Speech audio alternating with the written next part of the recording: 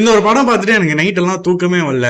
ஏன் அப்படின்னா இந்த ஒரு படம் பொறுத்த வரைக்கும் ட்ரெய்லர் பார்த்துட்டு நான் இது ஒரு ஒன் நைட் த்ரில்லரா இருக்க போது ஒரு கொலை தான் நடக்க போது தேடி இவங்க போறாங்க அப்படின்ற மாதிரி தான் வந்து நினைச்சேன். கிட்டத்தட்ட 2 போலீஸ் ஆஃபீஸர் நைட் பெட்ரோலுக்கு போறாங்க. ஸோ அங்க ஒரு சில சம்பவங்கள்லாம் நடக்குது.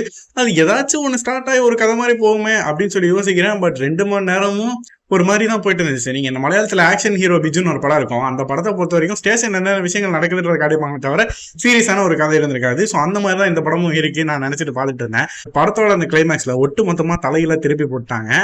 செம்ம ஒரு ஸ்பீடான ஒரு விஷயம் வந்து நடக்குது. அந்த மொத்த கதையும் மாறிச்சு.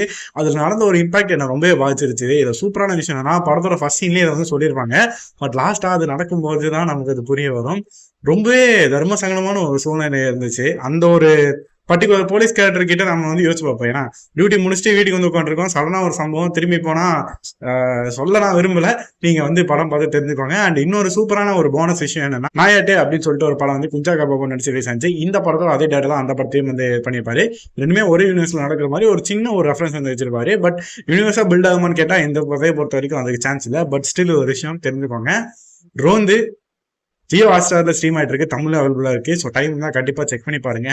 கண்டிப்பா சொல்றேன் படப்பாடு முடிச்சதுக்கு அப்புறம் உங்களுக்கு தூக்கமே வராது. அட்லீஸ்ட் ஒரு 2 நாளாச்சும் அந்த இம்பாக்ட் இருக்கும்.